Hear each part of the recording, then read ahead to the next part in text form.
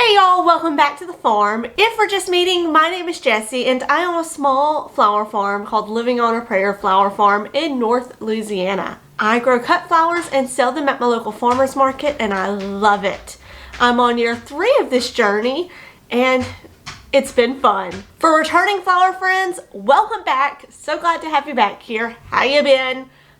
I know it's been a minute, but it's time to give y'all a few updates of what's been going on the farm. So today is November 16th. I'm so behind on everything, guys. I have Halloween decorations still sitting in my yard. That's how far behind I am. And we're actually predicted to get down to 28 degrees Fahrenheit tomorrow, which is cold. So cold for us. We normally don't get this low until about January. So that's a good sign. Good sign that we're gonna have a good winter, which is great for all my fall planted bulbs. I've got all my seedlings outside covered. We're not losing status this time. We're not losing any plants this year. Do you hear me? I'm not losing plants this year. So I've got everything covered, ready to go. And with that, I've had some strange things happening on this farm. So let's go back about a month when I was just simply enjoying my morning coffee and discovered this. Good morning, Costly. Don't make fun of the way I look right now, but I was drinking coffee, enjoying my weekday morning before I have to get dressed and go to work, when I noticed this outside my kitchen window.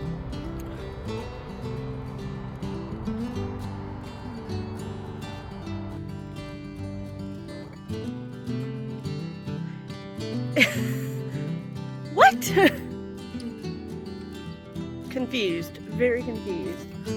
All I can think of is that maybe a deer got stuck between my what were two lines of electrical fencing, and I guess they just ripped it all out. They completely ripped it.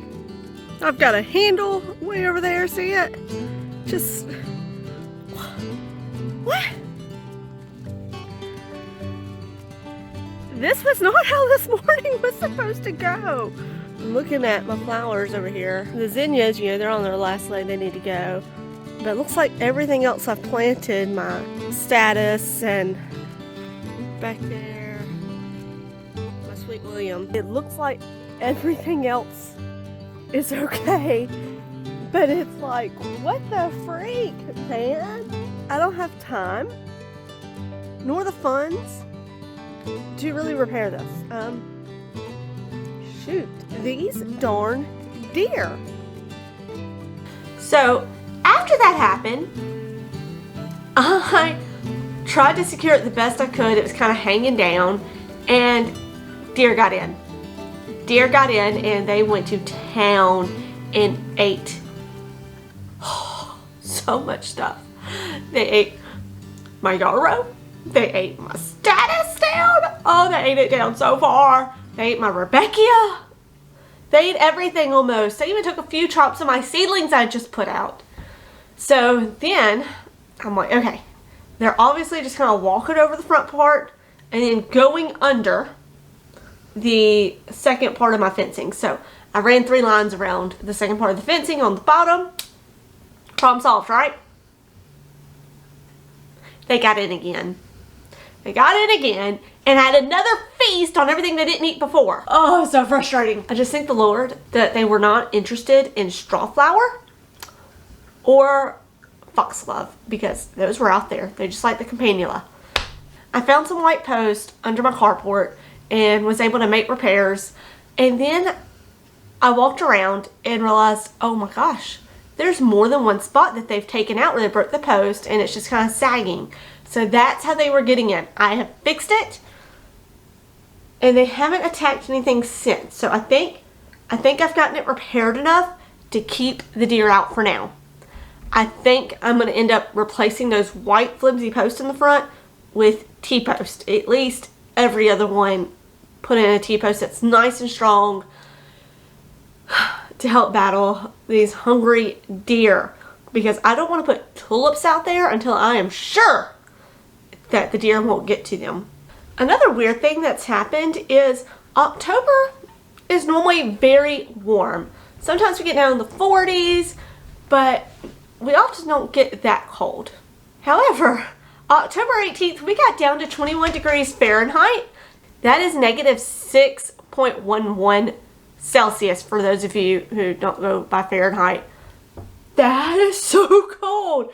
So we had our first frost, and then by next week, we were back up in the 80s Fahrenheit, 26 degrees Celsius. But I got some beautiful footage of the frost, as you can see. Oh, it was so pretty, especially seeing the crystals on my flowers and the dahlias. Gorgeous. And like I said, then we just warmed right back up and everything was dead. So during the brief warm-up period we had, I started putting in transplants again. It is time to transplant all these fall seedlings. I've got a ton of them that need to go in. It just got done raining. We've been very dry. About to fall over. We've been very dry lately, and now that it's rained, it's a perfect time to kind of get these in. Plus, we'll have a lot of cloud coverage, so majority of these seedlings have been hardened off, and now it's just a matter of getting them into the ground. To be quite honest with you, dealing with seedlings is probably my least favorite stage of flower farming. I absolutely hate trying to care for these things in these trays, so I'm always happy when I finally get them in the ground. It actually doesn't smell like eucalyptus right now. Maybe it's because it's wet. I don't know. But eucalyptus will actually become a tree or a bush in my area, so I've got a few areas I'm going to plant this in. But before we get to that, let's talk about the other seedlings I have. You can see here I've got some baby blue on this side, and then I've got silver dollar. Get my face out of the way. There you go. That's silver dollar right here. And it will become a small tree by the end of next year. I can let these overwinter and they will continue to grow and be a great asset to this farm for years to come. This is a tray of my status. I got Seeker Rose shade, Specific Blue and such. I love status. My status I planted last year. I'll say last year, earlier this year, is coming back and looks beautiful. So I personally, I have fallen in love with status and its ability to just really bring a bouquet. So we'll be getting this into the ground today, hopefully. Straw flower. I've got straw flower. This is tray 1. I've got a second tray up on the porch that will hopefully be getting into the ground today. I've tried growing straw flower. Has a spring flower, meaning not spring flower, has a summer flower, meaning here in zone 8 I planted it in like April and kind of grew and then it completely died. This I have learned is a cool flower for us, so I actually need to plant this. If you're in zone 8, you need to plant this in the fall, so that way it can bloom in the spring and just be a really nice healthy plant. So this is my first year overwintering straw flower, and I'm excited to see how it does and how well it produces. I have not been able to get a single straw flower yet, and this is a nice big healthy tray of straw flower, so very excited. I've got some Viking Rose, I think is what that says, and creamy white in this tray. I've got silver and king size apricot in the other tray, and it's gonna be awesome. This is what feverfew, which one is this? Bala, I don't know how you say it. This is what it looks like when it has reached a few months old. This was planted 9/16. Today is October 20, today is actually October 29th. October 29th, and this is what it looks like. So a little over a month later, and once again, feverfew is also a cool flower. Tried planting this in the spring for summer flowers. Does not work. The ones that I did plant during the spring, I had 2 plants survive, and they are actually flourishing now that we are in cooler weather. So I've been very envious of watching Nicole at Flower Hill Farm and Serena with You Can't Eat the Grass have their feverfew. It's time for me to have some feverfew. Speaking of feverfew, this is Tetra White.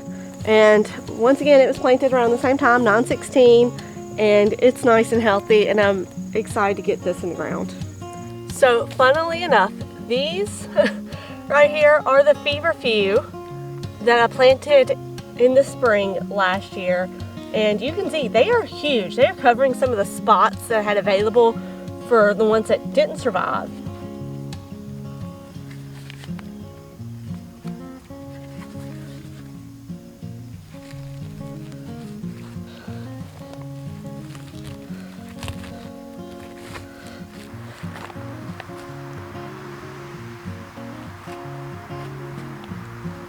Now I am still attempting to get some of those flowers into the ground. I have extra feverfew, eucalyptus. I don't think I'm gonna put in the farm. I ended up putting it around the woodland edge of the farm. The deer have eaten 2 of them. They pulled them up and laid them right back down because they were like, this tastes awful. I'm like, yes, it tastes awful. It's eucalyptus. I still have yarrow as well to put in the ground.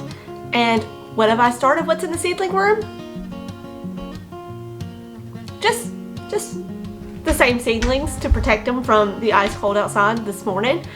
Yeah, I still need to start snapdragons. I still need to start stock and more pincushion flowers. It'll be okay. It's fine. It's fine. It'll all work out. I got time. Here in the south, our ground doesn't freeze, so I can technically put it in the ground. I just have to keep it covered pretty much as soon as I put it in the ground at this point in the season. I am so livid right now. Oh my gosh, I'm so mad. You have to smile and you have to laugh because otherwise I'm going to cry. This ground back here in Daffodil Field is so freaking tough. It takes everything out of me just to drill these holes into this ground. And I'm trying to get, like 100 bulbs in a day during the weekend. So it's 200 bulbs. I gotta get more than that in though. But I'm out here doing my second installment of bulbs when I noticed this.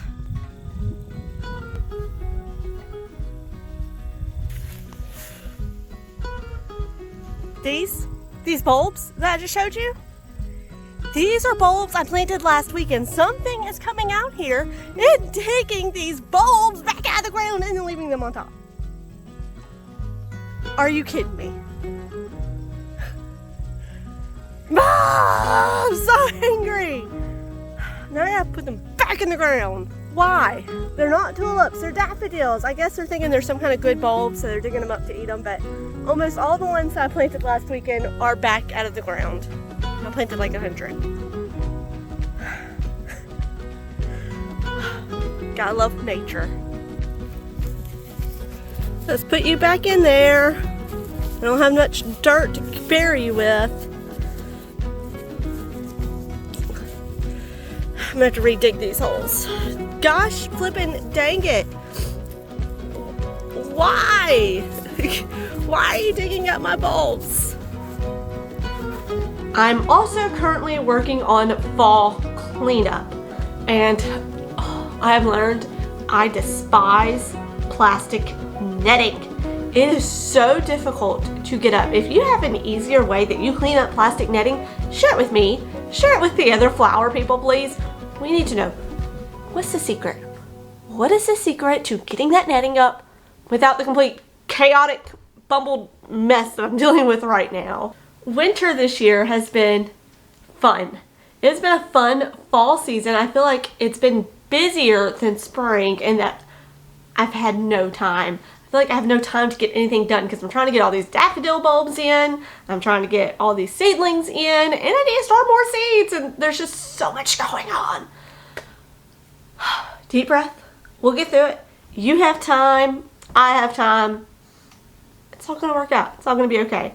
Thank you guys for checking in. Be sure to smash the like button if you enjoyed this video. And if you haven't checked out my fall bulbs video, be sure to check it out here. And I'll see y'all there. Bye.